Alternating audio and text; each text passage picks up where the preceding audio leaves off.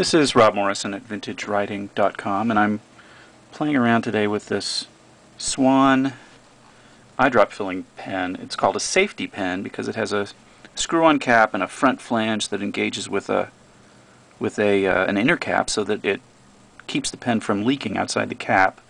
But it's before Swan went to a lever filler, so it's an interesting transition era. Waterman did the same thing for a while, and Swan evidently did too. And I've got Noodler's Boston Brahmin Black in this pen, that the great ink that Nathan has formulated for the New England Pen Show, that is like Schaefer 1940s ink. Don't tell anybody though, that's a secret.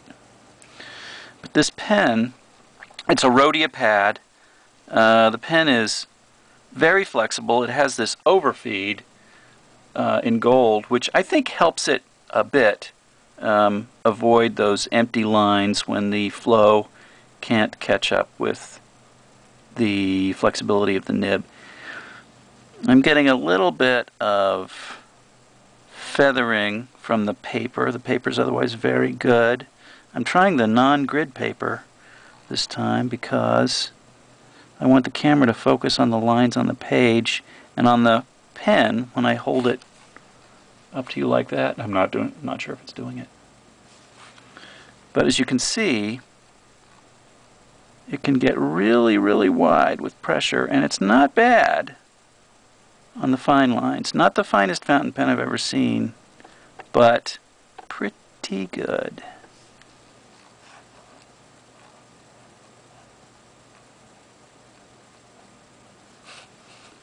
That wasn't the pen's fault, that was my fault. And if you see my writing samples, you know that I like to use these pointed pens for Roman letters, like the Parker logo from the 20s and 30s. It sort of goes like this. The font that they used, in addition to a more pointed pen style writing. But you can get really good, really wide downstrokes or swells, pressurized downstrokes with this pen. It's really one of the nicest ones I've had, and the flow is quite good for one of these pens, because I have to remind people, these were not designed to be doing the engrosser's hand, meaning this handwriting that we all want to use when we find one of these pens. They were just made for normal use, and the reason they're flexible is because all nibs were flexible then, and that they hadn't. Maybe it was before the invention of carbon paper, or maybe it's just the way it was. Stiff nibs weren't common. They were there, but they weren't common until a bit later.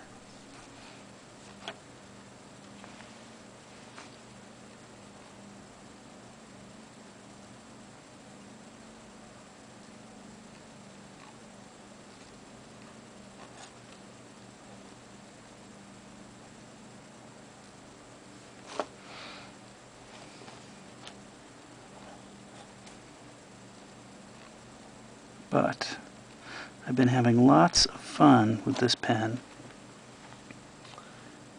and someone else out there can too.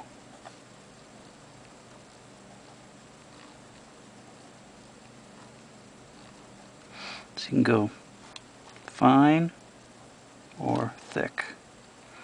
You can go fine or thick, depending on what you want.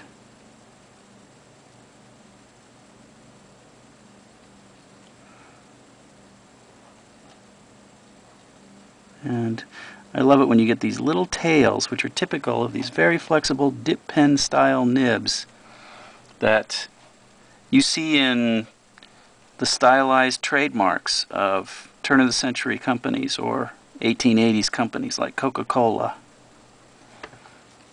This is how they got those little things, those little notches. Or the little curves at the end. Anyway, that's it.